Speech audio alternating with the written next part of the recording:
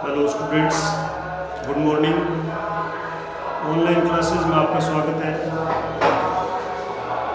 आज हम first year SDP के फर्स्ट सेमेस्टर में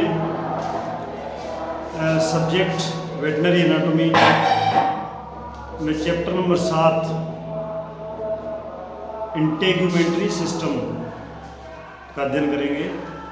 इंटेग्यूमेंट्री सिस्टम में कल हमने डेरिवेटिव्स ऑफ स्किन यानी चमड़ी के व्युत्पन्न यानी चमड़ी से जो एक्सोस्केलेटन के पार्ट बनते हैं उनके बारे में अध्ययन किया था, जिसमें हमने खुर के बारे में अध्ययन किया था। खुर के बारे में जो स्वेट ग्लैंड्स है या सिबेशियस ग्लैंड है उनके बारे में अध्ययन किया था। आज हम उसी को कंटिन्यूस करते हुए जो नेक्स्ट डेरिवेटिव या व्युत्पन्न जो स्किन से निकलता है बनता है उसका अध्ययन करेंगे। तो वो है हॉर्न, सींग। हॉर्न यानी सींग। तो जो फ्रंटल बोन होती है स्कल की फ्रंटल बोन,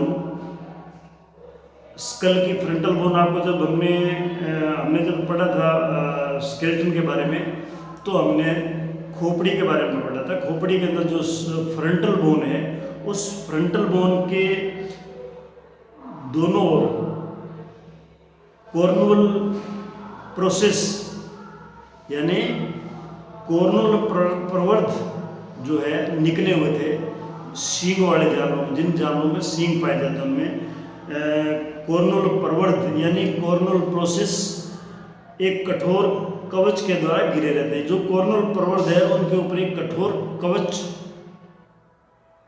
ओर्नी कवच जिसे बोलते हैं, वो उससे घिरे रहते हैं और उसी को हम सींग बोलते हैं। और ये काफ़ी घुमावदार और सीधे होते हैं, यानी ये आधार पे जहाँ पे इसका जड़ है वहाँ पे ये मोटे होते हैं और जैसे जैसे ऊपर जाते हैं तो जो ऊपर का सिरा है वो नुकीला या पतला होता है। ये क्या सींग जो है ये मोटे और छोटे, पतले या भारी या घुमावदार होना, ये क्या है जो पशु की नस्ल है उसकी विशेषता होती है। जैसे मुर्रा भैंस है, आपने देखा होगा मुर्रा भैंस के जो सींग है वो घुमावदार होते हैं। कांकरेज नस्ल की गाय जो है, अगर आप मैनेजमेंट की बुक में अगर उसकी फोटो देखोगे तो उसके सींग जो है पीछे की तरफ मुड़े हुए बहुत बड़े बड़े होते हैं। अमृत महल गाय है, उसके सींग जो है वो और ही मतलब लंबे होते हैं, बहुत ज़्यादा लंबे होते हैं। कुछ पशुओं में सींग जो है छोटे होते हैं। तो ये उनकी सींग जो उनकी विशेषता है। सींग के अंदर जो है सींग जो है उस हॉर्न में तंत्रिका यानी नर्वस सिस्टम, कॉर्नुअल नर्व जिसे बोलते हैं, तंत्रिका तंत्र यानी कॉर्नल नर्व होती है उसमें सींग में, जो सींग में दर्द महसूस होता है या उसकी तंत्रिका का काम करते हैं, तो वो होते हैं कॉर्नल नर्व। और धमनी यानी कॉर्नल आर्टरी भी होती है और ब्लड वेन वगैरह इसमें पाई जाती है। यानी ब्लड सप्लाई हॉर्न के अंदर होती है, जिससे सप्लाई होती है वो कॉर्नल आर्टरी है और नर्व जो है कॉर्नल नर्व है। सींग के नीचे, सींग का जो नीचे का पोर्शन है उसमें एक संवेदी संरचना यानी जिसमें संवेदनशीलता होती है, जिसमें उसको दर्द महसूस होता है, वो संवेदी संरचना जो कोरियम होती है उसको बोलते हैं कोरियम। और जो कॉर्नुअल प्रवर्ध जो मैंने अभी बताया था, सींग जहाँ होते हैं वहाँ पे फ्रंटल बोन में दो प्रवर्ध निकले होते हैं, उनको बोलते हैं कॉर्नुअल प्रवर्ध।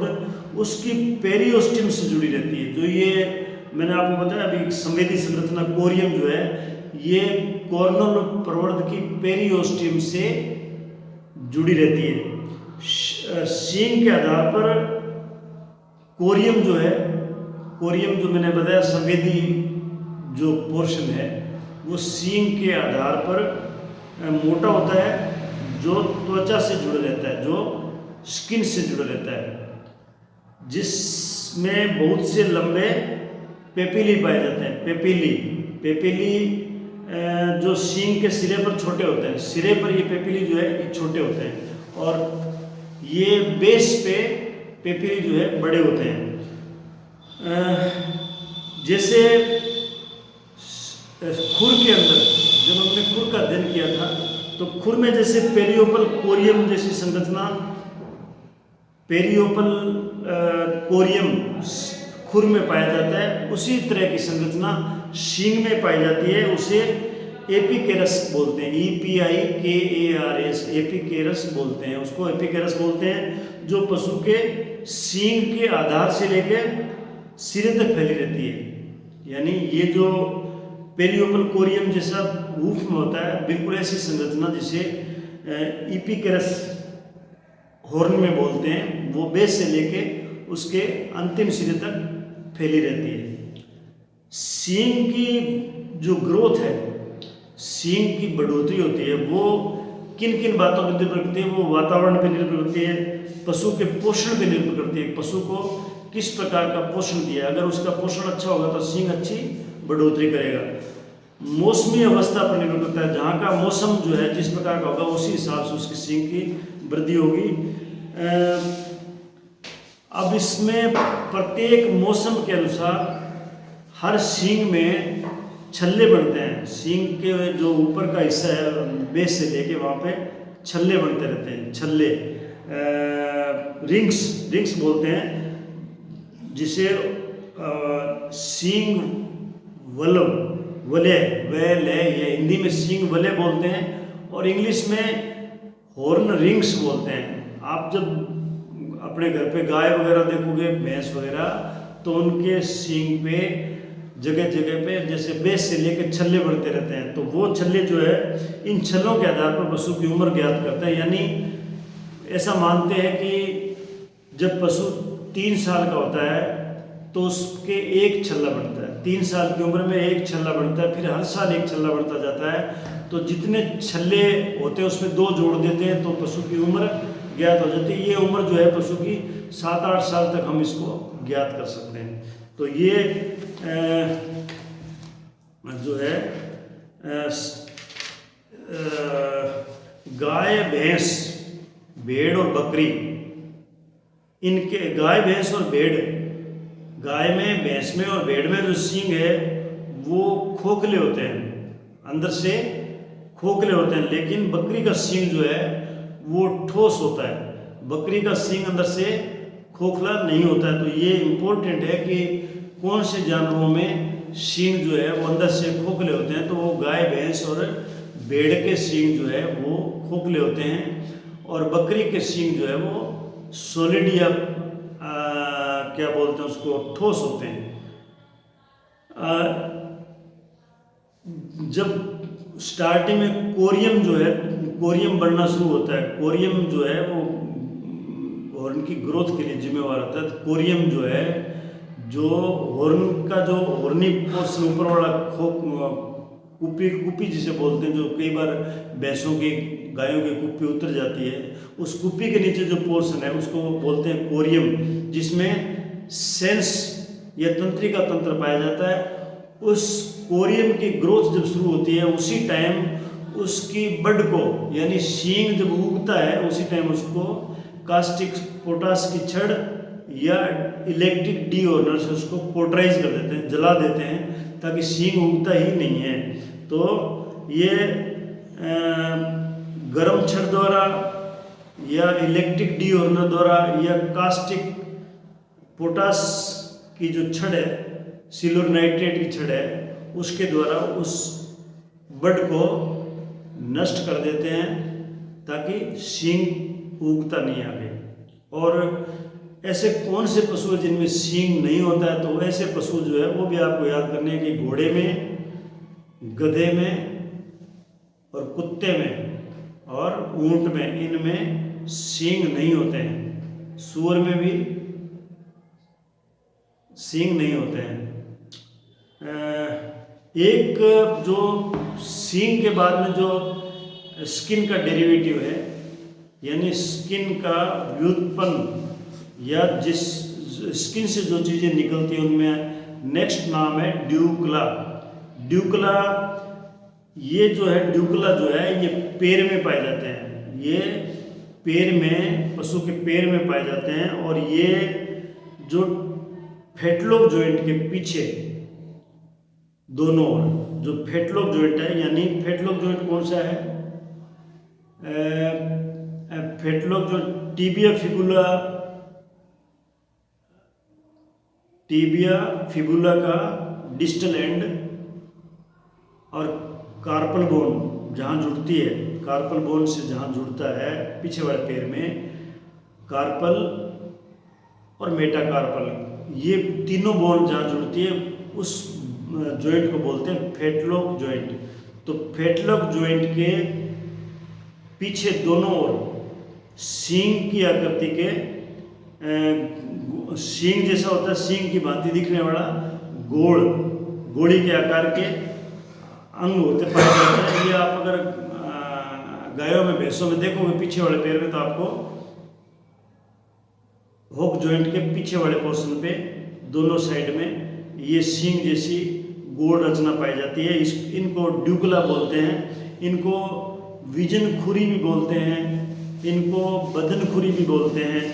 और ये जो है इनको ड्यूकला बोलते हैं।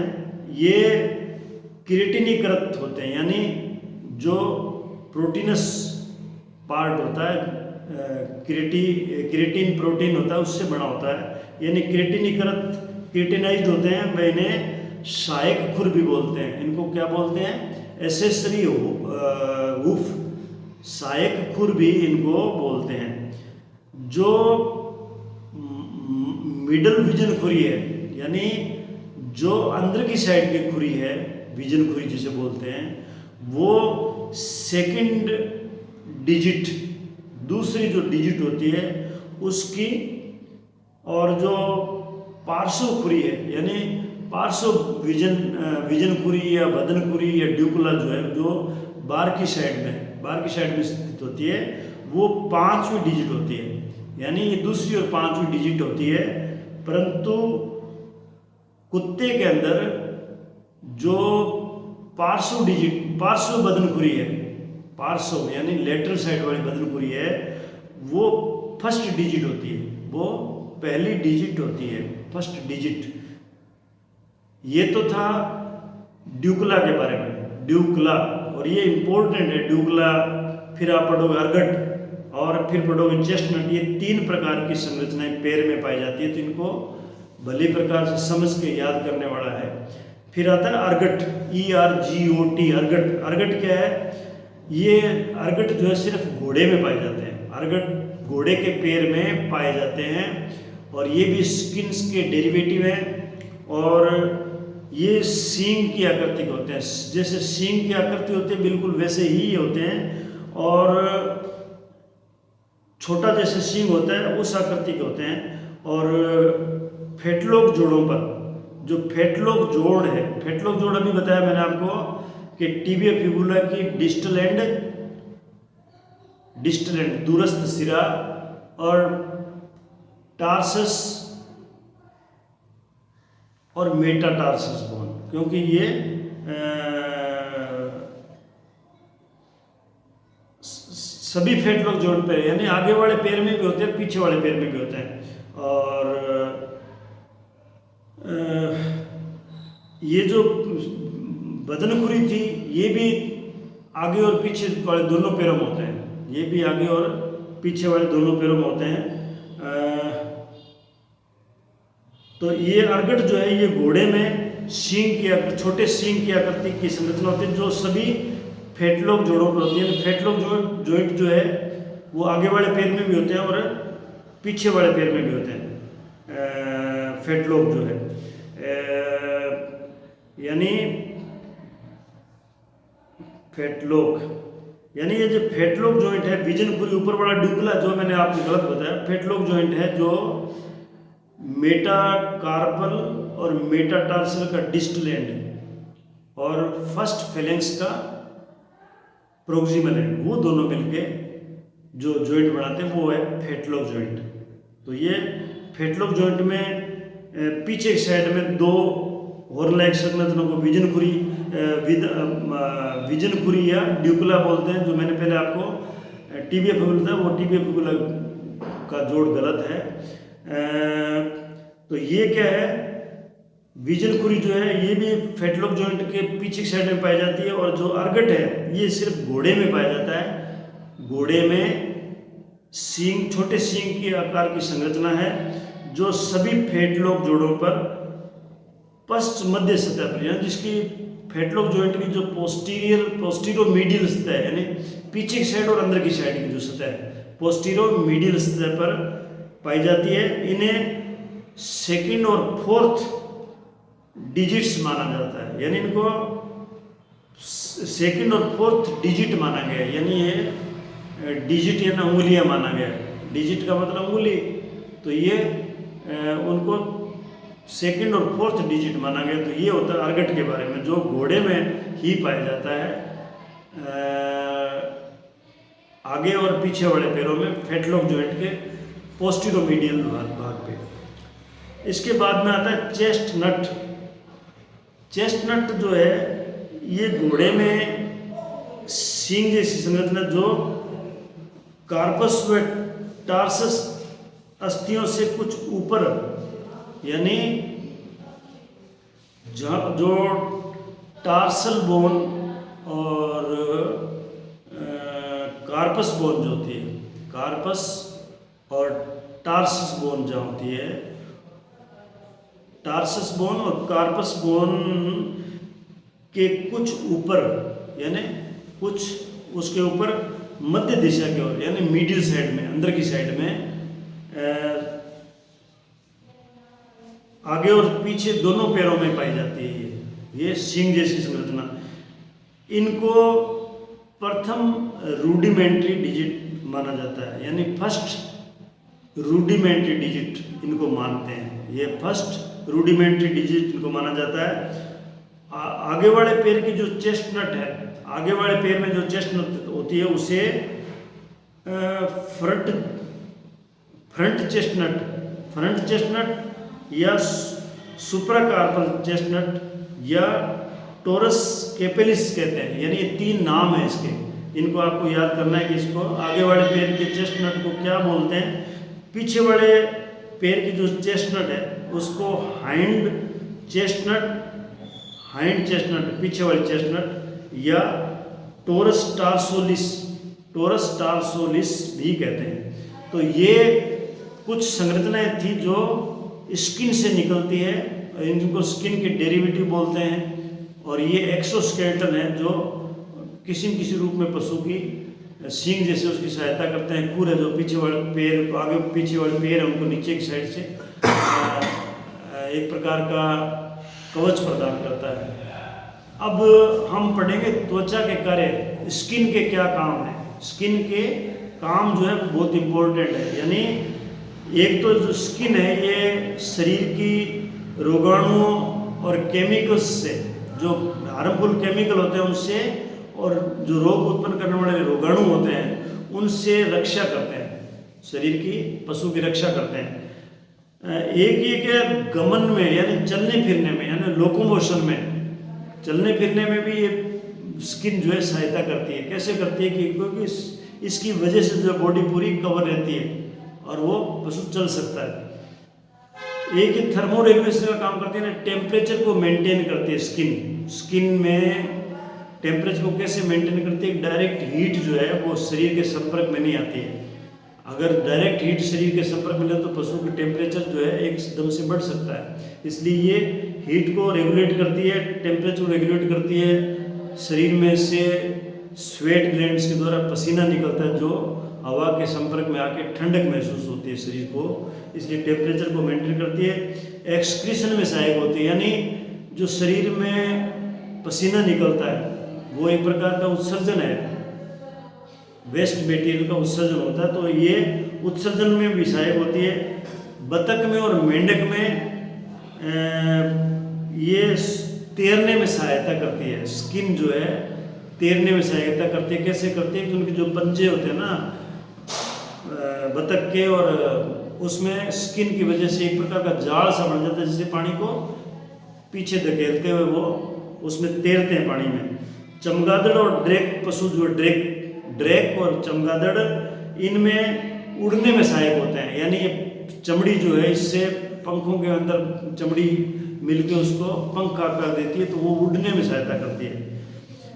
ये मेम्ब्रेनस बोन्स का निर्माण करती है, जो कार्टिलेजिनस बोन जो है उसके आधार पे ये मेम्ब्रेनस बोन का निर्माण करती है, यानी कार्टिलेजिसन बोन जो बिल्कुल सॉफ्ट होती है उसका ये निर्माण करती है स्किन।